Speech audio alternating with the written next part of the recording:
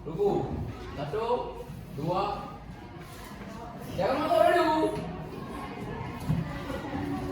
Assalamualaikum warahmatullahi wabarakatuh. Waalaikumsalam warahmatullahi wabarakatuh. Oke, bagaimana keadaan hari ini, sehat? Ya, sehat. Ada yang sehat, ada yang sakit, ada yang menderita, ada yang kecewa ya. Ya, ada semuanya. Nah, bangku yang kosong silahkan diisi. Berdiri mana? Di depan. Baik. Belakang lagi diisi. Ini siapa? Ini tuh komputer dulu. Oke, ya udah. Hilang. Ini depan lagi, depan lagi. Depan lagi. Depan lagi, depan lagi. Oke, depan lagi. Oke. Oke, sebelumnya ibu absen dulu ya. Siapa yang hadir hari ini? Adi. Ada Rizkyanda, Ali Safra. Oke. Ali Wafatan. Devi Muldiasari. Dimas Arya Pratama. Ernawati. Baharul Maji. Jenderal Salanda. Kitman. Ada Kitman hari ini? Ada. Ikram Fajri. Jadi, Irwanda Mahuda. Ruandi. Muhammad Ikra. Muhammad Ahmi. Mudalia Khairi. Kaila Samira. Kenapa? Ada surat atau ada keterangan di info di grup? Ada. Nur Latifa. Rahmania. Sakit. Rajwa. Resi Farazi. Resi Aulia. Bella Fiansi. Sylvia. Siti Umaira. Siti Karina. Vina Sarita. Wirda Sajira. Sakit apa Wirda? Sakit apa Wirda? ini mungkin uang. Oke, kita doain semoga dia cepat sembuh ya. Ini mungkin uang. Silahkan kita bisa. Ada keterangannya? Ada info di grup? Ya. Beda. Nah, jadi hari ini yang sakit kita doakan semoga cepat sembuh. Ya. Semoga Allah mudahkan jalan dia untuk bisa ke sekolah hari besok. Nah, jadi minggu kemarin kita udah bahas pergerakan nasional. Jadi ada beberapa tokoh-tokoh regional yang melakukan pergerakan nasional. Salah satunya siapa? Misalnya nih dari edisi parti. Siapa tokoh nasionalnya? Ayo, ya minggu lalu kita udah bahas itu loh. Buka lagi bukunya, ingat-ingat lagi, coba dipikirkan, diulang kembali. Karena minggu kemarin kita sudah membahas tentang pergerakan nasional. Jadi salah satunya tokoh-tokoh nasional itu yang bergerak pada pergerakan nasional kita. Salah satunya siapa? Ayo. Minggu kemarin dibuat, Bu. Siapa? Siapa ada boleh? Ah, boleh. Terus siapa lagi? Siapa lagi? Kalau dalam syarikat Islam siapa tokohnya? Dalam syarikat Islam siapa tokohnya? Oke, boleh. Terus ada lagi nggak? Selain syarikat Islam bagi pergerakan nasional kita ada berapa? Salah satunya dari syarikat Islam. Salah satu tokohnya siapa? Dari Amin. Salah satu tokoh dari syarikat Islam siapa? Oke. Nah, jadi kemarin atau minggu yang lalu, beberapa minggu pertemuan sebelumnya kita udah membahas masalah itu. Dan hari ini kita akan masuk dengan kependudukan Jepang di Indonesia. Dan salah satunya sebelum Jepang masuk ke Indonesia dan setelah beliau atau mereka meninggalkan Indonesia ini ada beberapa tempat-tempat yang menjadi historis kita untuk saat ini. Ya, peninggalan Jepang. Ada yang pernah pergi ke Sabang nggak? Nah, ada yang pernah ke ini nggak? Ada ke Sabangnya, ada tempat wisata apa aja? Kalau ke Sabang? Pantai. Oke, pantai boleh. Itu udah pasti ada pantai. Oke, mau ke benteng. Terus ada apa lagi? Pernah ke bentengnya nggak? Ke benteng pernah ya? Oke, nah benteng itu adalah salah satu peninggalan Jepang juga, ya. Nah, jadi di benteng itu dia ada yang namanya bentuknya meriam.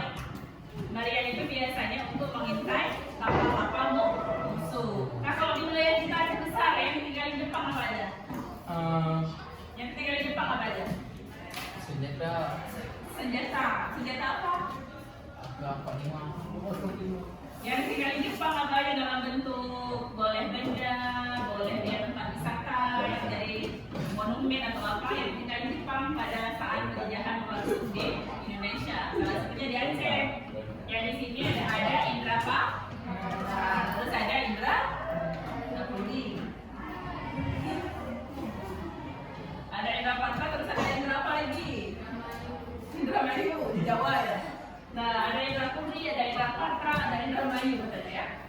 Nah, jadi salah satu yang tinggal di Jepang di sini adalah Indra Patra, itu ada benteng ya.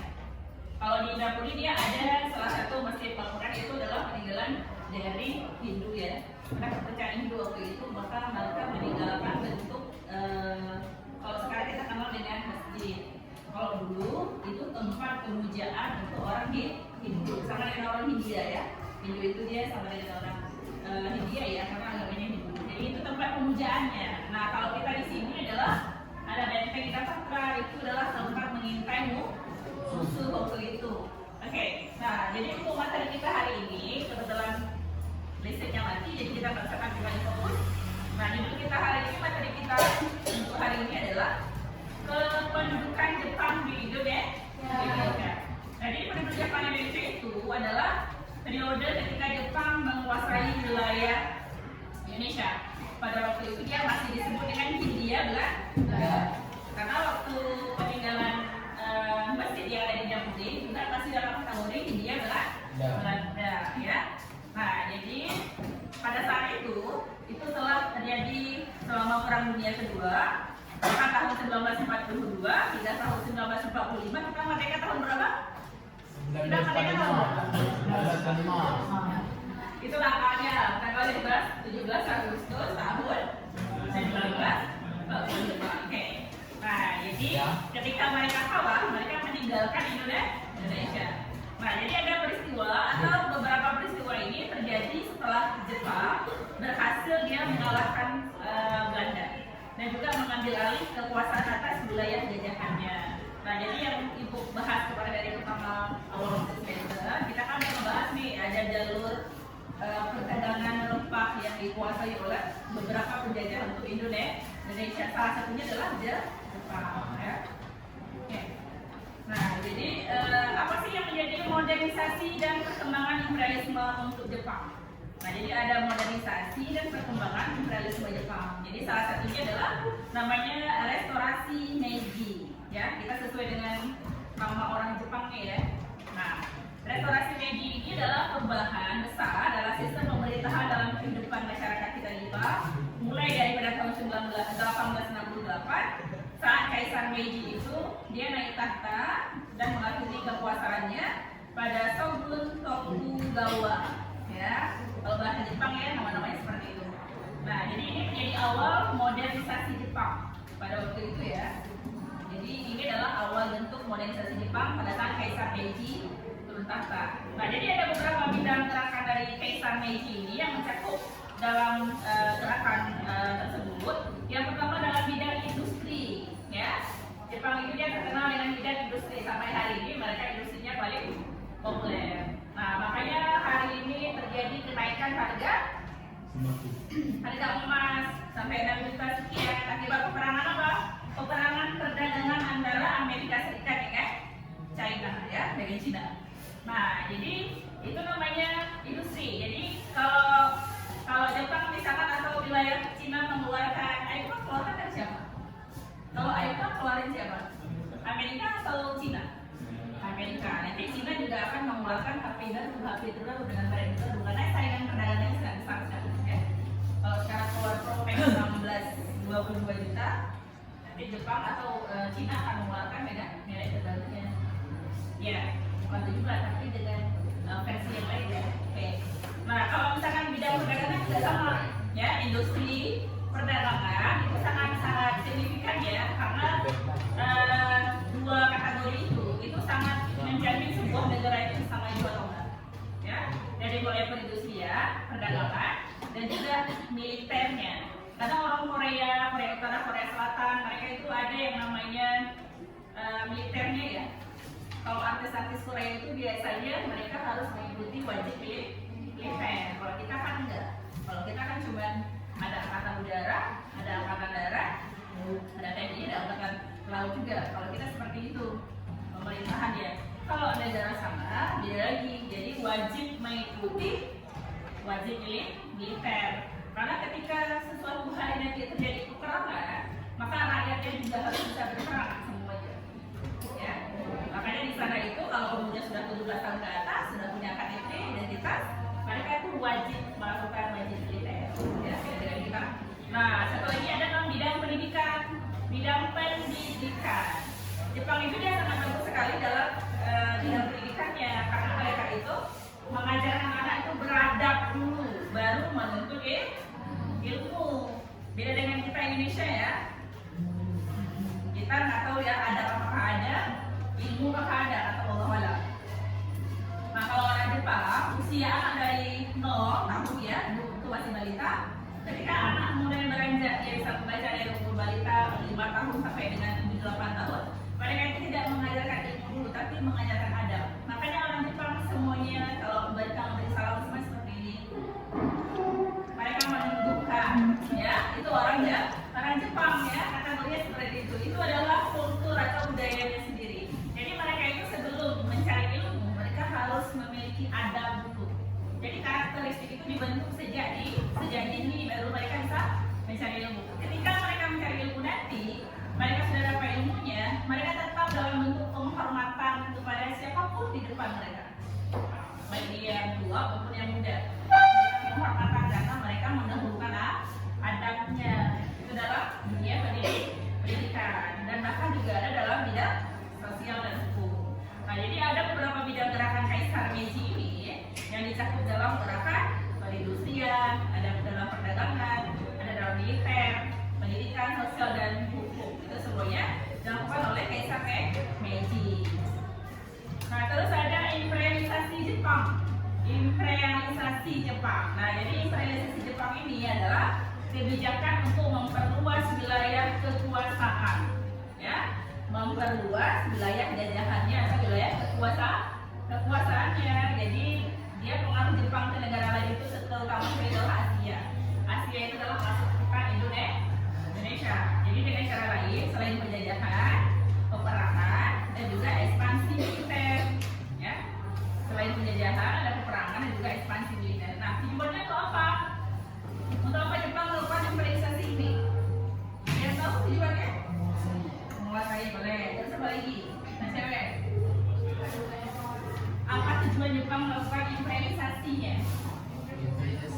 Ya, selain dia ingin memperluas wilayah jajahannya. Berarti tujuan utamanya adalah menjadikan Jepang itu sebagai kekuasaan besar dunia atau penguasa Asia. Kalau kita di Asia penguasanya siapa? Bukan. Kita kan wilayah Asia nih. Karena kekuasaan wilayah kita menurut ke siapa? Atau yang paling populer dan paling power lagi dari siapa? Negara apa? Cina. Cina masuk Asia kan? Kalau misalkan di negara sebelah sana, di benua sana, Amerika. Makanya dulu Amerika selalu disebut sebagai negara power ya. Nah, jadi dia memiliki kekuasaan penuh berperang. Ya, dia yang selalu menggerakkan semuanya bahkan sampai Israel diserang, Palestina diserang juga karena arahan dari beliau itu ya. Oke. Nah, kalau di wilayah sana Amerika ya, kalau di wilayah Asia kita adalah negara China atau Cina ya. Mereka itu memiliki kekuasaan penuh atau perdagangannya yang sangat cukup luar biasa. Bahkan emas, kenapa harga emas mahal sekarang? Itu karena peperangan perdagangan antara Cina dan Amerika. Ya, itu salah satu bentuk tujuan daripada imperialisasi Jepang. Waktu itu adalah tujuannya adalah untuk menjadikan Jepang itu sebagai kekuasaannya besar dunia, termasuk juga adalah kekuasaan di Asia. Nah, jadi itu adalah imperialisasi Jepang. Terus ada yang namanya kedatangan Jepang di Indonesia. Ada yang tahu nggak kapan Jepang masuk ke Indonesia? Kapan Jepang masuk ke Indonesia? 1602. Tahun boleh. 1942 itu Jepang masuk ke Indonesia. Nah, jadi kalau menyerah tanpa syarat kepada Jepang. Jadi kita duluan dijajah oleh Belanda, baru Belanda pindah, kita dijajah lagi oleh Jepang. Ingat ya, kita duluan dijajah oleh Belanda, baru dijajah oleh Jepang. Nah, jadi di saat itu Belanda itu menyerah tanpa syarat kepada Jepang ya. Nah, jadi Belanda itu menyerah tanpa syarat kepada Jepang. Itu menandai bahwa berakhirnya kekuasaan Belanda di Indonesia selama sementara waktu. Sedangkan dia sudah menjajah kita, menjadikan kita sebagai babu. Bukan berarti berakhir penjajahan, tetapi pergantian penjajahan, diganti ya, rolling gitu. Nanti nggak di rolling? Ya, kita waktu itu Indonesia masih dalam kondisi tidak baik-baik saja, tetapi dia sudah dijajah lagi oleh Jepang, ya. Nah, jadi bagi rakyat Indonesia itu bukan sebuah kemerdekaan, tetapi pergantian periode penjajahan, ya, pergantian periode penjajahan, bukan berakhir ya. Oke. Nah, jadi pergantian penjajahan ke Belanda ini dari Belanda ke Jepang itu kemudian menjadi titik penting menuju kemerdekaan Indonesia pada tahun 1945. Jadi sebelum Jepang menyerah, sebelum kita merdeka, Jepang sudah kalah ya. Nah, jadi untuk membentuk sebuah bangsa itu yang pertama itu apa? Pendidikannya dulu. Ya, dia orang-orang Indonesia itu bodoh selalu sehingga dia tidak pernah answer. Ketika pendidikannya dibunuh, ya, maka kita tidak bisa tumbuh berkembang menjadi sebuah negara yang berkembang. Iya, paling lagi ya. Oke. Nah, jadi ada tanggapan tokoh-tokoh pergerakan nasional Indonesia sebagai tokoh, misalkan ada Soekarno, ada Hatta, Soekarno-Hatta. Itu mereka memiliki strategi bagaimana sih caranya supaya negara kita Indonesia ini tidak dijajah selalu gitu. Nah, jadi caranya melakukan strategi karena waktu itu dua tokoh nasional itu bekerja sama demi kepentingan kemerdekaan. Nah, jadi tokoh lain misalkan ada Sultan Syahrir, ada Amir Syarifuddin. Mereka itu memilih melawan secara diam-diam, ya, karena yakin Jepang itu tidak lebih baik daripada Belanda. Jadi kita tidak perlu harus bawa senjata di depan orang Jepang, tidak perlu. Tapi kita melakukan strategi diam-diam. Ya, strategi diam-diam ini untuk bisa mengalahkan Belanda. Nah, terus semua tokoh nasional ini bertujuannya cuma satu. Tidak mesti harus kayak, oh kalau saya turun tangan dulu saya dianggap paling hebat. Nah, di saat itu semuanya mengumpulkan ide semuanya, berdiskusi semuanya, berkolaborasi sehingga bisa mendapat satu titik temu supaya kita bisa mengalahkan Jepang. Ya. Nah, jadi semua tokoh nasional ini bertujuan sama dia, cuma satu tujuannya yaitu mencapai kemerdekaan Indonesia, meskipun jalannya berbeda-beda. Walaupun jalan kita berbeda-beda, tapi tujuannya sama. Semua tokoh nasional itu dia punya satu impian dan satu tujuan, yaitu bisa mengalahkan Jepang. Tetapi caranya beda-beda. Mungkin Soekarno sama Hatta caranya seperti ini. Nanti ada tokoh nasional lainnya, caranya lainnya, tapi tujuannya sama, yaitu ingin mengalahkan Jepang. Ketika Jepang meninggalkan wilayah kita Aceh ini dulu, itu ditinggalnya granat-granat. Ada granat-granat kan, bom itu ya, kecil-kecil granat. Nah, karena rakyat Indonesia kita agak sedikit lebih bisa dibilang kurang paham, bisa juga dibilang kurang mengerti. Jadi ketika Jepang mau berangkat, granat-granat masih banyak di Bandara Sim. Ya, saya masih ingat kali ada nenek-nenek yang di daerah Sibre, dia itu mengambil granat itu, dikirainnya itu kayak Jepang meninggalin harta karun buat mereka. Jadi dipegang granatnya, meledak di tangan dia, nggak ada lagi dia. Jadi tangannya di bukan velocity ya. Oke. Jadi ini nggak ada nih. Jadi tengah sama manis itu nggak ada. Jadi dia susah tinggal ini. Jadi umur saya waktu itu sekitar SMP ya. Saya tanya kenapa sih jadi manis sama tengahnya nggak ada. Nah, beliau salah satu sisa manusia di muka bumi Aceh ini yang merasakan dijajah oleh Jepang. Jadi mereka itu mengambil granat yang ada di Bandara Aceh sehingga meledak di tangannya karena mereka pikir itu adalah harta karun yang ditinggalkan oleh orang Jepang. Kebetulan granat itu warnanya warna kuning gold gitu, ya, karena granat kan warnanya beda-beda ya, ada yang hitam, ada yang warna army kan. Oke, ya seperti itu. Makanya akibat daripada kebodohan kita sendiri, kita nggak tahu apa itu dalam bentuk granat atau senjata yang ditinggalkan, ya, atau ranjau gitu. Ternyata itu adalah granat.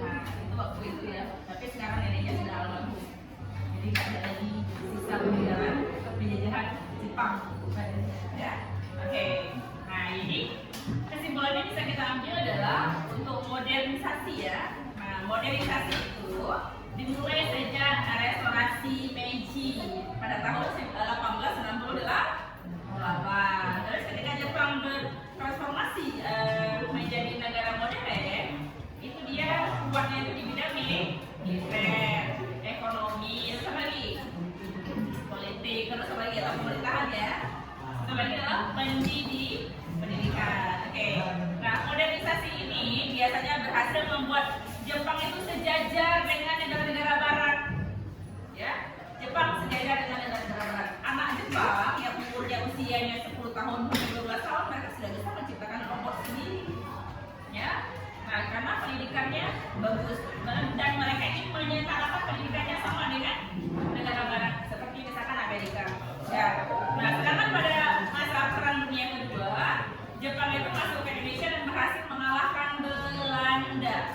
Ya, berhasil mengalahkan Belanda pada 8 Maret 1942. Nah, jadi Belanda itu juga menyerah tanpa syarat. Bukan cinta aja tanpa syarat. Jepang juga menyerah. Belanda juga menyerah tanpa syarat ya. Oke. Nah, jadi ketika dia menyerah tanpa syarat, berarti kepada Jepang di Kalijati waktu itu di Jawa Barat. Nah, jadi itu menandai bahwa dimulainya pendudukan Jepang di Indonesia pada tahun 1942 sampai dengan 1945. Jadi meski awalnya disebut dengan apa biasa disebut harapan, tetapi Jepang itu justru menjalankan pemerintahan militernya yang keras dan menindas, ya, jauh lebih kejam daripada Belanda, gitu ya. Untuk kesimpulannya untuk kedatangan Jepang ke Indonesia. Jadi kedatangan Jepang ke Indonesia itu bisa kita simpulkan yang tadi bahwa tujuan dia cuma satu, karena dia ingin meluaskan atau melebarkan wilayah jajahannya. Oke. Nah, selanjutnya kita akan melihat video yang sudah Ibu share Di grup ya, di grup. Udah ada? Di grup kelas ya. Silakan buka HP masing-masing karena kita pakai lampu jadi nggak bisa tampilkan. Buka di HP masing-masing aja. Videonya sudah di-share di grup kelas. Silakan. Itu diamati ya, ada soal juga Ibu kirim. Kalian kerjakan 5 buah soal aja, nanti dijawab di kertas atau di buku latihan kalian masing-masing. Sekarang ya, ada yang buka bawa Pe? Berapa orang yang lihat Pe? Lihat di kawannya.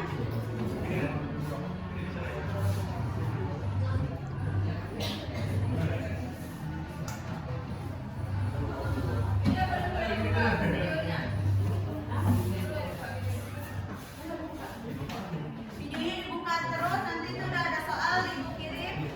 Kalian jawab 15 soal, jawabannya aja ditulis di buku ya. Jangan tulis jawaban nomor 1A, itu Ibu salahkan. Ini masuk ini. Kalau misalnya jawaban nomor 1A, tapi kalian tulis keterangannya apa? Jangan A aja, itu Ibu salahkan. Paham semua? Dikerjakan sekarang. Yang nggak ada HP boleh duduk sama kawan. Rezi sebelah sini.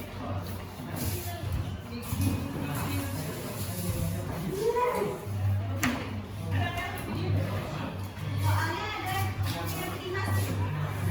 Soalnya. Kita tutup ya soalnya. Oke, kirim ke grup ya. Jangan 1 sampai nomor 15. Kamu aja.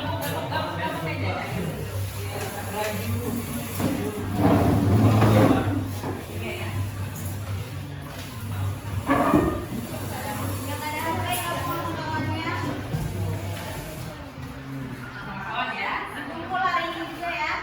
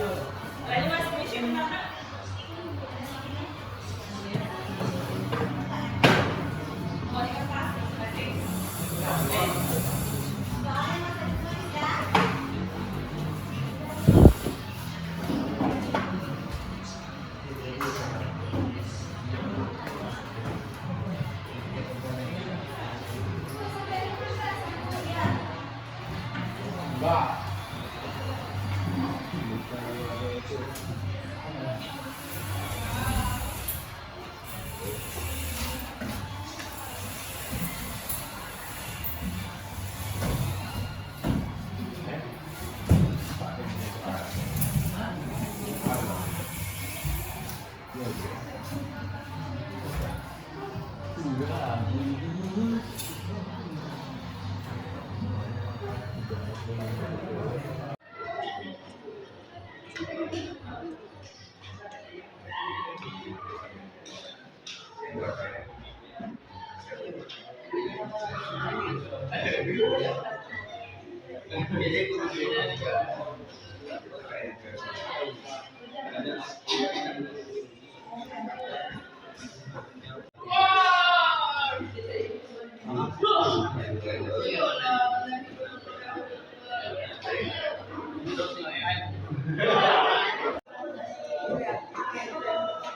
Kajian rumah?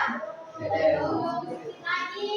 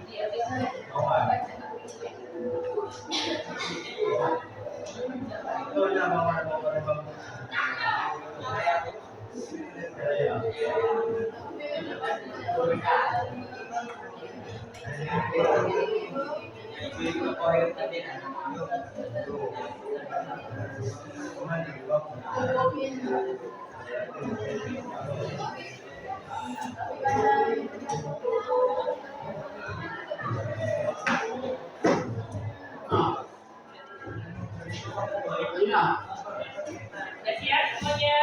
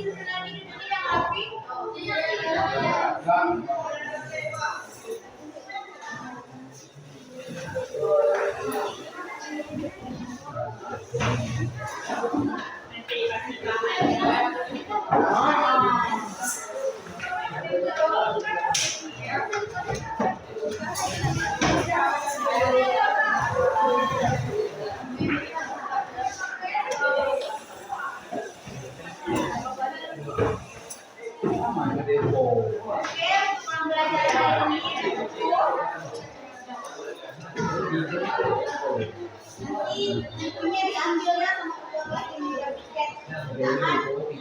Hanya ini saja yang bisa disampaikan di pelajaran awal di pelajaran hari ini. Halo, bukan pas lagi ya.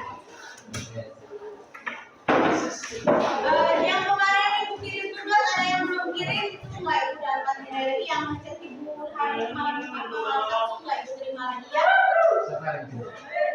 Ibu lihat sekalian tapi ibu nggak nilai lagi. Yang alasannya telat apa ibu nggak terima lagi. Dia kemarin ibu bilang sama Mas, dari yang 12 malam ibu terima terakhir malam. Ya mungkin untuk hari ini kita kirim assalamualaikum warahmatullahi